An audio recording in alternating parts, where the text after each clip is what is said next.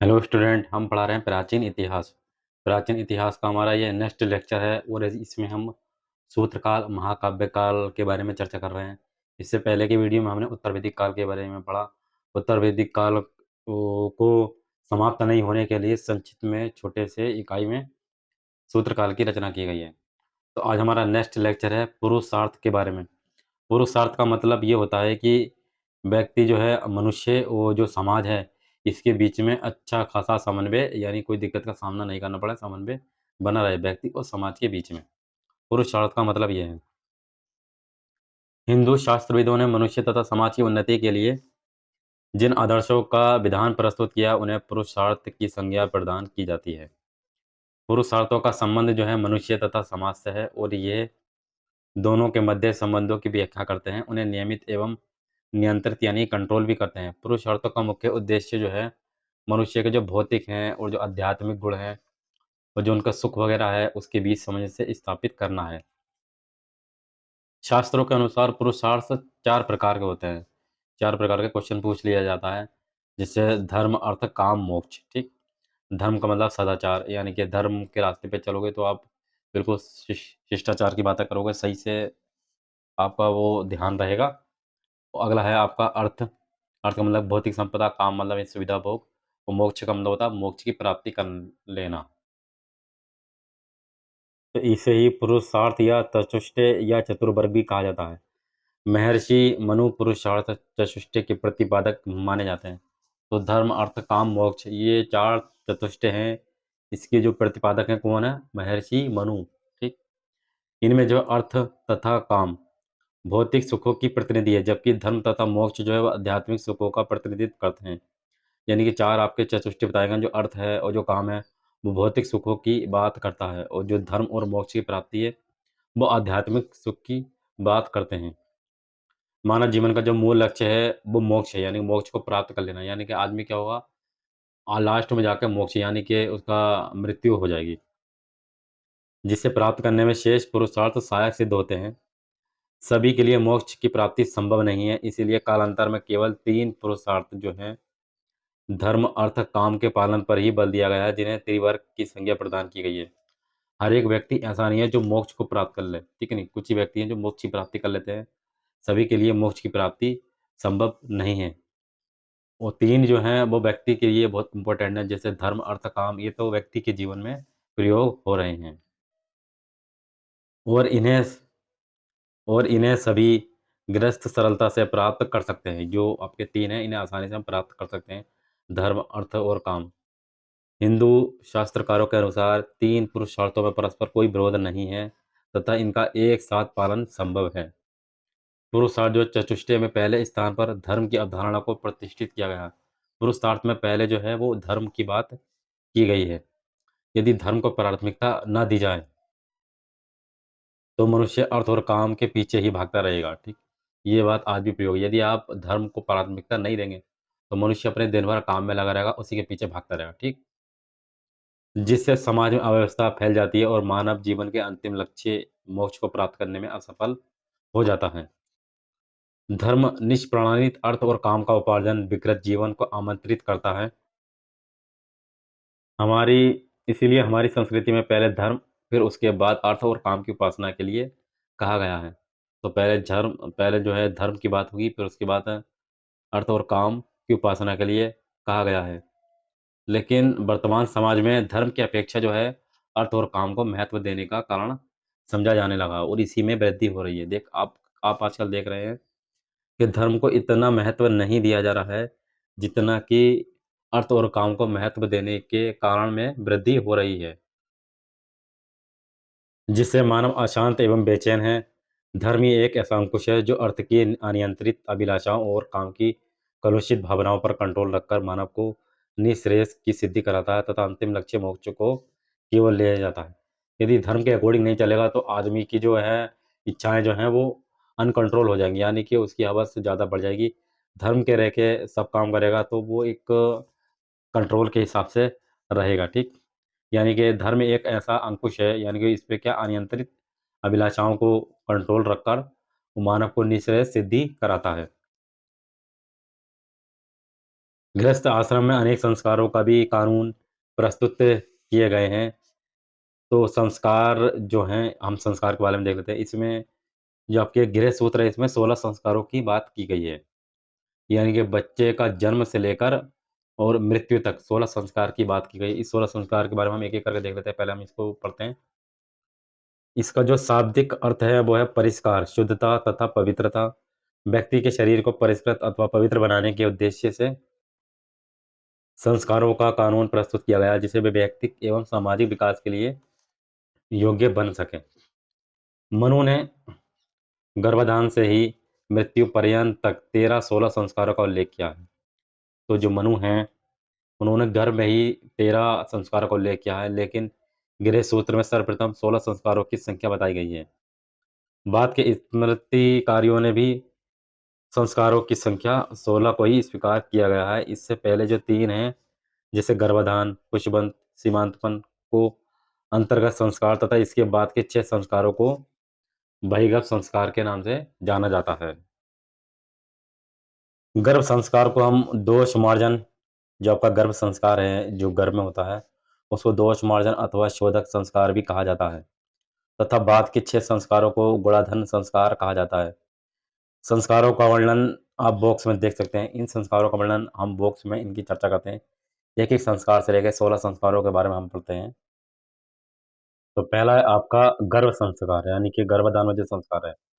ये जीवन का जो है प्रथम संस्कार माना जाता है, गर्भ संस्कार। ये जीवन का प्रथम संस्कार है जो गर्भधारण से पहले किया जाता है, गर्भाधान। अगला जो संस्कार है, पुष्यबंत संस्कार।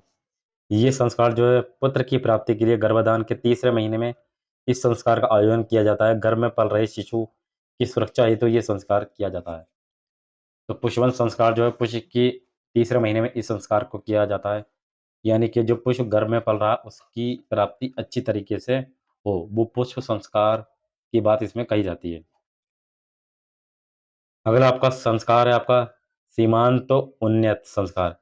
ये संस्कार चौथे से लेकर 8वें महीने तक संपन्न किया जाता है।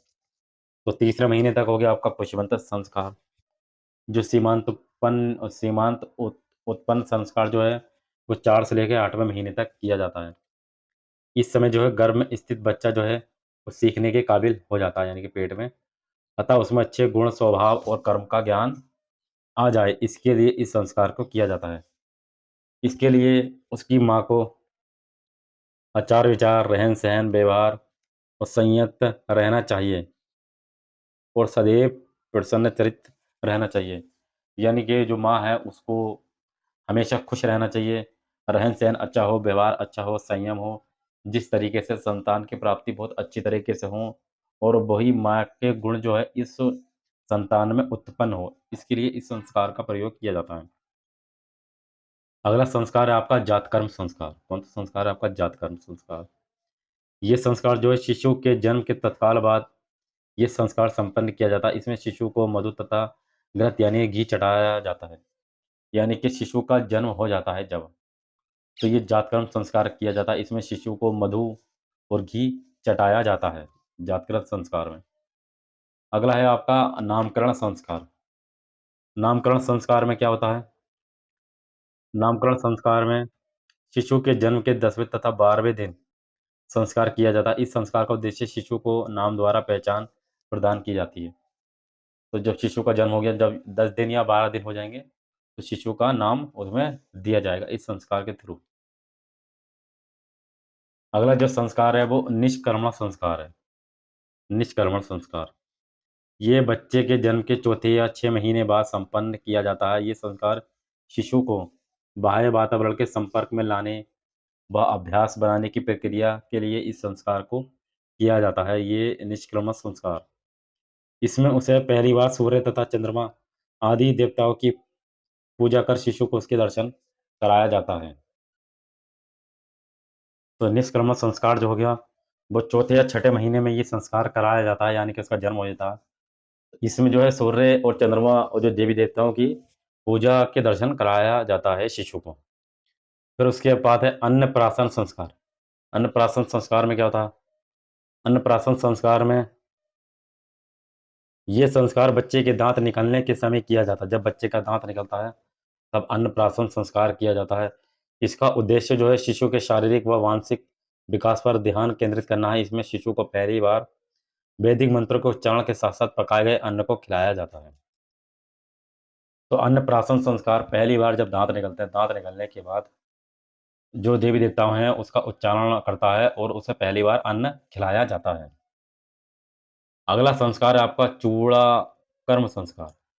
चूड़ाकर्म संस्कार। चूड़ाकर्म संस्कार में क्या होता है? इस संस्कार का तात्पर्य जन्म के समय उत्पन्न अपवित्र बालों को हटाकर बालों को प्रखर बनाया जाता है। तो जो उसके बाल होते हैं, उस जो अपवित्र बाल हैं, उस बाल को काट दिया जाता है, फिर बालक के नए बाल आते हैं। आचार्यों ने बालक के पहले, तीसरे, 5वें साल में उस संस्कार को करने का विधान बताया है। इसे मुंडन संस्कार अथवा चौल संस्कार के नाम से भी जाना जाता है। चूड़ाकर्म संस्कार को हम मुंडन संस्कार भी कहते हैं, चौल संस्कार भी कहते हैं।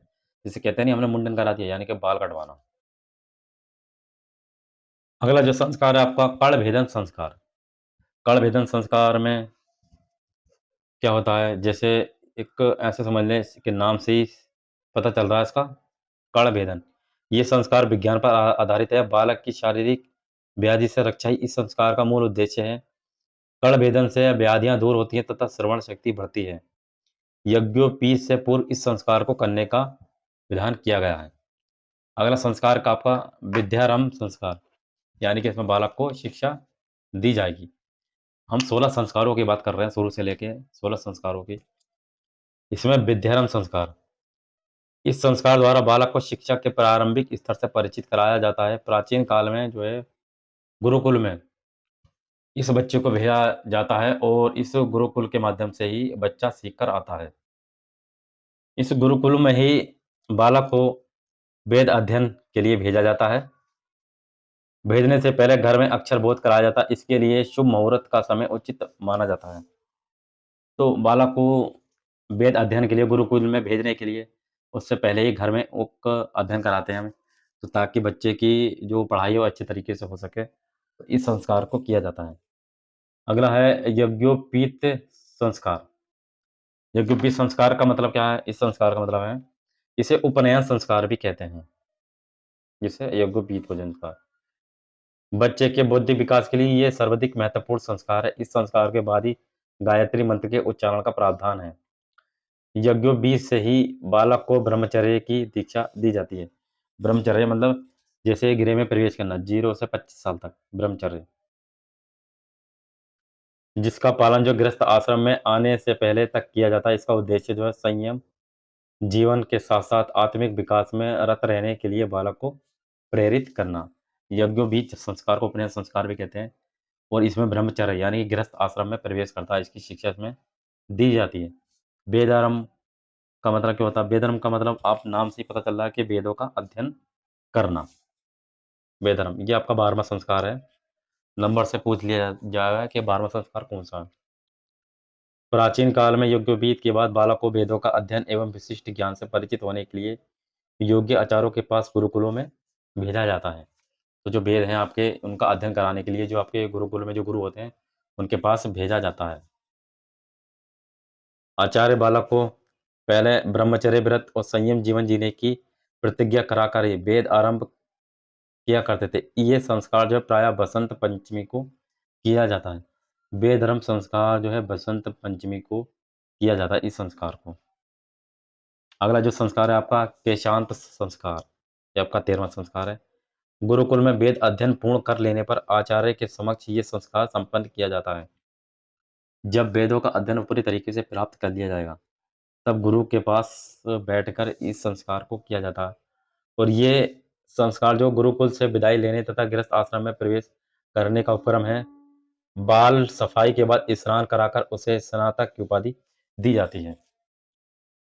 तो केशांत संस्कार ऐसा संस्कार हो गया, इसमें वेदों का अध्ययन लेने के बाद गुरुकुल से विदाई ली जाती है। जैसे आज के दौर में देखते हैं ना फेयरवेल पार्टी होती है, जैसे इंटर क्लास के बच्चे चले जाते हैं फेयरवेल पार्टी।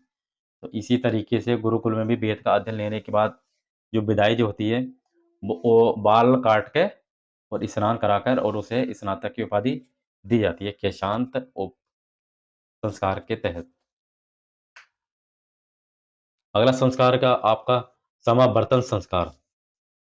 गुरुकुल से विदाई लेने से पहले शिष्य समावर्तन संस्कार होता था। इस संस्कार से पहले ब्रह्मचारी का केशांत संस्कार होता था, फिर उसे स्नान कराया जाता था। ये स्नान जो है समावर्तन संस्कार के तहत होता था। शिष्य आचार्य एवं गुरुजनों से आशीर्वाद ग्रहण कर घर के लिए विदा होता था। तो समावर्तन यानी कि केशांत संस्कार आपने देखा कि वेद का अध्ययन करने के बाद और बाल कटाने के बाद उसे स्नातक की जो उपाधि दी जाएगी। तो ये जो है समावर्तन संस्कार के तहत किया जाएगा और उसके बाद गुरुजनों से आशीर्वाद लेकर अपने घर के लिए विदा कर दिया जाएगा उसे। अगला है आपका विवाह संस्कार। विवाह संस्कार, ये संस्कार जो है आपका प्राचीन काल से ही महत्वपूर्ण संस्कार है। वेद अध्ययन के उपरांत जब युवक में सामाजिक परंपरा निर्वाह करने की क्षमता व परिपक्वता आ जाती है, यानी कि उसकी सामाजिक समझ विकसित हो जाती है, यानी कि जो आपका ब्रेन है इसका डेवलपमेंट हो जाता है, तो उसे गृहस्थ धर्म में प्रवेश कराया जाता है। लगभग 25 साल तक ब्रह्मचर्य व्रत का पालन करने के बाद युवक परिणय सूत्र में बंधता था। इस महत्वपूर्ण संस्कार से हमारा समाज सभ्य एवं सुसंस्कृत बना। विवाह 8 प्रकार के होते हैं। विवाह कितने प्रकार के होते हैं? 8 प्रकार के होते हैं। इसके बारे में हम चर्चा करेंगे आगे। पहले हम 16 संस्कारों के बारे में देख लेते हैं। अगला आपका लास्ट संस्कार है अंत्येष्टि संस्कार। 16वां संस्कार आपका अंत्येष्टि संस्कार। इसको अग्नि परिग्रह संस्कार भी कहा जाता है। आत्मा में अग्नि का आधान करना ही अग्नि परिग्रह है। धर्मशास्त्रों में ये मान्यता दी जाती है कि मृत शरीर की विधिवत क्रिया करने से पहले जीव की आतृत वासनाएं शांत हो जाती हैं। अंत्येष्टि संस्कार के अंतर्गत तो ये आपके 16 संस्कार थे। इसमें जन्म से लेकर अंत्येष्टि तक की हमने चर्चा की। किस तरीके से इसमें गर्भ में पल रहे शिशु के लिए अलग-अलग प्रकार से संस्कार के तहत उसकी कामना की जाती है। अब हम विवाह संस्कारों के बारे में हम देख लेते हैं। जो 16 संस्कारों में सबसे महत्वपूर्ण संस्कार माना जाता है विवाह संस्कार में। तो विवाह संस्कार जो है वह हिंदू संस्कृति में मान्य 16 संस्कारों में सबसे महत्वपूर्ण संस्कार है। ये गृहस्थ आश्रम का प्रवेश द्वार ही नहीं बल्कि आधारशिला भी है। 15 संस्कार इसी संस्कार पर आश्रित हैं। विवाह संस्कार के पूर्ववर्ती जितने भी संस्कार हैं, यानी कि विवाह संस्कार से पहले जितने भी आपके संस्कार हैं, जितने भी हुए हैं, वे एक प्रकार के व्यक्ति को सर्वांगपूर्ण बनाने में सहायक होते हैं। गृहस्थ आश्रम में धर्म, अर्थ, काम अथवा त्रिवर्ग की सिद्धि का साधन भी विवाह संस्कार ही है। विवाह का जो अर्थ है विशिष्ट प्रकार से बहन करना है। वास्तव में व्यक्ति वास्तव में व्यक्ति का दाम्पत्य जीवन तभी सफल हो सकता है जब वे अपने पारिवारिक जीवन से संबंधित कर्तव्यों का निर्वाह पूर्णता निष्ठा से करें। और विवाह संस्कार द्वारा गृहस्थ आश्रम में आयु का द्वितीय भाग अर्थात 25 से 50 साल की अवस्था की व्यतीत करनी होती है। इस अवस्था से ही इसका जो आपके दाम्पत्य जीवन है और पारिवारिक जीवन है उसका सही तरीके से निर्वाह और पूर्ण निष्ठा से बना रहे। गृहस्थ जीवन के संपूर्ण कर्तव्यों का निर्वहन किया जाता है। वस्तुतः 3 आश्रमों जैसे ब्रह्मचर्य, वानप्रस्थ एवं संन्यास की योनि गृहस्थ आश्रम ही है। अर्थात सभी आश्रम गृहस्थ आश्रम के आश्रय से ही जीवित रहते हैं। विवाह संस्कार का प्रमुख मुख्य उद्देश्य निम्नलिखित है। क्या उद्देश्य हैं इसके? जैसे कि अपनी वंश की वृद्धि करना, ठीक? कि हमारा वंश चले और पितृ के ऋण से मुक्ति हो जाए, यानी खुद हमने पैरों पर खड़े हो जाएँगे तो यानी पिता से माँगने की हमें कोई ज़रूरत नहीं है। यज्ञ आदि धार्मिक अनुष्ठानों की योग्यता करना, सामाजिक कर्तव्यों का निर्वाह करना, धर्म के अनुकूल काम की पूर्ति करना, पुरुषार्थ की प्राप्ति में सुगमता आदि। पुरुषार्थ का मतलब कोई होगा धर्म, अर्थ, काम, ठीक? और फिर मोक्ष की प्राप्ति हो जाती है उसके बाद। अगला है आपका गृह सूत्र में स्मृतियों, पुराणों तथा नीति शास्त्रों में विवाह के 8 प्रकार बताए गए हैं। ब्रह्मा, देव, अर्ष, प्रजापति, असुर, गंधर्व, राक्षस, पिशाच। इन 8 प्रकार के विवाह को हम देखेंगे, एक-एक करके हम इसको पढ़ेंगे। इनमें ब्रह्मा, देव, अर्ष व प्रजापति को धार्मिक अथवा मान्य व प्रशस्त विवाह, जबकि असुर, गंधर्व, राक्षस व पिशाच को अधम तथा अमान्य व अप्रशस्त विवाह की श्रेणी में रखा गया, क्योंकि इस प्रकार के विवाह जो है अनैतिक एवं लोक मर्यादा के विरुद्ध हैं। जो इस प्रकार के जो 8 प्रकार के जो विवाह हैं, हम इसमें हम देखेंगे। तो जो विवाह हैं, जो आपके जो धार्मिक विवाह हैं, वो आपके ब्रह्मा, देव, आर्ष, प्रजापत्य विवाह हैं। और जो अधम विवाह हैं, वो असुर विवाह, गंधर्व विवाह, राक्षस विवाह, पिशाच विवाह, ये अधम विवाह के अंतर्गत आते हैं। तो एक-एक करके हम 8 विवाह को हम देख लेते हैं इसमें, कि 8 विवाह कौन-कौन से हैं इसमें। तो धार्मिक विवाह में जो पहला विवाह आता है, वो आता है ब्रह्मा विवाह। ब्रह्मा विवाह, ये विवाह जो है सर्वोत्तम प्रकार का बहुत अच्छा विवाह है ये। इस विवाह में जो कन्या का पिता है, वेद, यज्ञ एवं सदाचारी विद्वान को स्वयं आमंत्रित करके, उसकी पूजा अर्चना करके, उसे वस्त्र भूषण से सुशोभित करके कन्या प्रदान करता है इसमें। ब्रह्मा विवाह के अंदर जो पिता है, वो वेद यज्ञ कराता है, और जो विद्वान होता है, वो सदाचारी जो होता है, उसको स्वयं बुला करके और पूजा अर्चना के माध्यम से और अच्छे वस्त्र पहना करके अपनी कन्या उसके साथ विवाह करा देता है ये। अब धार्मिक विवाह के अंदर जो एक विवाह और आता है, उसका नाम है देव विवाह। यज्ञ में पौरोहित्य करने वाले ऋषि को यथाशक्ति अलर्टन करके अपनी कन्या का दान करना देव विवाह कहलाता है। जो पौरोहित्य होते हैं, उन्हें दान करना, इसे हम देव विवाह कहते हैं। अगला आता है आपका आर्ष विवाह। आर्ष विवाह हम किसे कहते हैं? गुणवान वर से 1 या 2 गुण योग लेकर जब पिता अपनी धर्म के अनुसार अपनी कन्या प्रदान कर देता है, तब वे आर्ष विवाह कहलाता है। ये क्वेश्चन भी पूछा गया आपको पीजीटी में।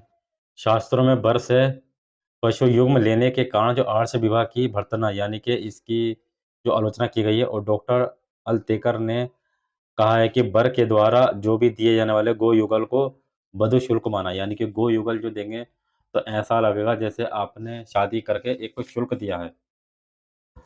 अगला आपका प्रजापत्य विवाह। ये भी आपका धार्मिक विवाह के अंतर्गत आता है, प्रजापत्य विवाह। प्रजापत्य विवाह जिस विवाह में कन्या का पिता जो है वर का पूजन करके गृहस्थ आश्रम का मिलजुल कर पालन करने के लिए अपनी कन्या वर को प्रदान करता है, उसे प्रजापत्य विवाह कहते हैं। तो इस विवाह में जो है कन्या का जो पिता है, जो वर है, उसके लिए पूजन कराता, गृहस्थ आश्रम में प्रवेश करता और मिलजुल के पालन करके अपनी कन्या उस वर को दे देता। तो ये धार्मिक विवाह थे। अब हमारे आगे अधम विवाह। अधम विवाह में पहला जो विवाह आएगा, लेकिन है चौथा विवाह, लेकिन अधम विवाह का ये पहला विवाह है, जिसमें जो है पढ़ेंगे असुर विवाह। असुर विवाह में क्या था? जिस विवाह में वर पक्ष कन्या पक्ष को यथाशक्ति धन प्रदान करके स्वेच्छा से कन्या से विवाह कर लेता था, उसे आसुर विवाह कहते थे। इस विवाह को मानुष विवाह भी कहते हैं। अगला आपका विवाह है गंधर्व विवाह। ये भी अधम विवाह के अंतर्गत आता है।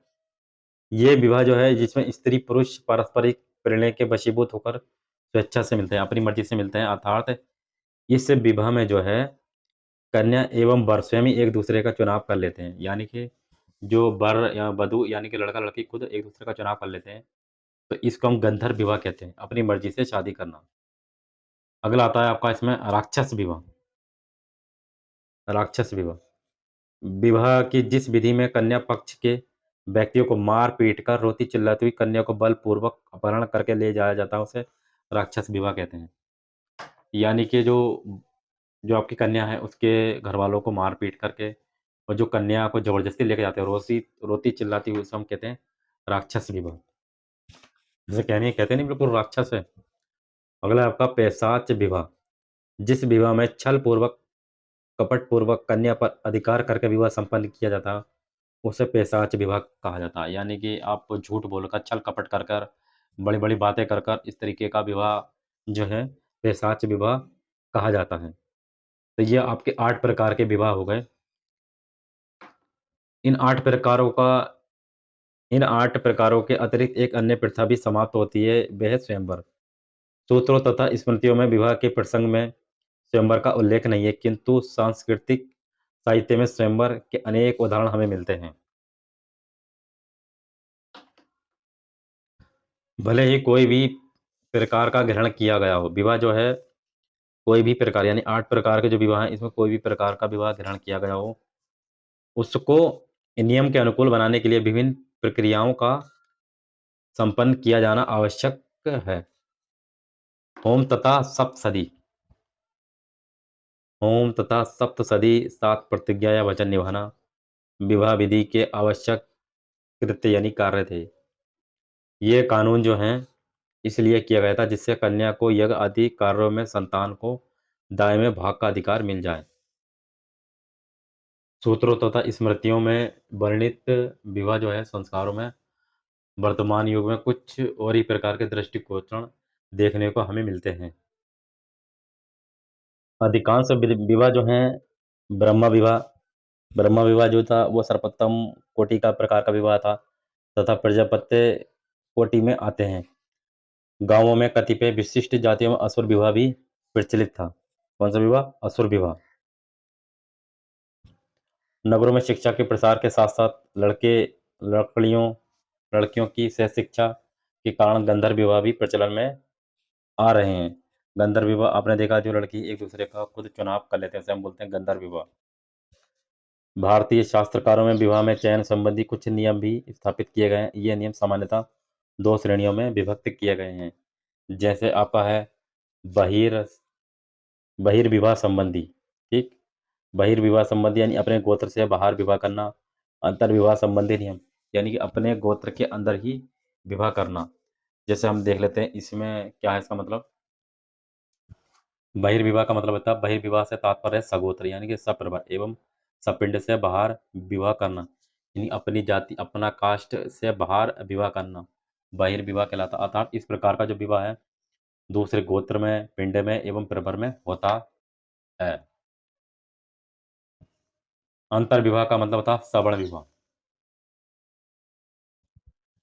इस प्रकार के विवाह में व्यक्ति समूह अपने बड़वा जाति में विवाह संपन्न कराता है, यानी अपने ही जाति में, अपने ही कास्ट में, अपने ही बिरादरी में विवाह होता है। जो व्यक्ति अपने बण के बाहर विवाह करता है, वे पाप का भागी होता है।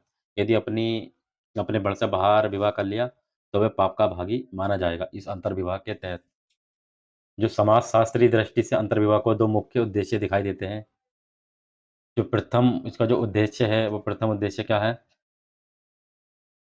प्रथम इसका लक्ष्य प्रजातीय रक्त संबंधी शुद्धता को बनाए रखना है और सेकंड जो उद्देश्य है वो अंतर्विवाह विशिष्ट वर्ण के उन रीति-रिवाजों, परंपराओं, रूढ़ियों और पद्धतियों को सुरक्षित रखने में सहायक होते हैं, जिनके कारण एक दूसरे वर्ण से अलग दिखाता है। अंतर्विवाह को सवर्ण विवाह भी कहा जाता है। तो अंतर्विवाह को हम क्या कहते हैं? सवर्ण विवाह भी कहते हैं।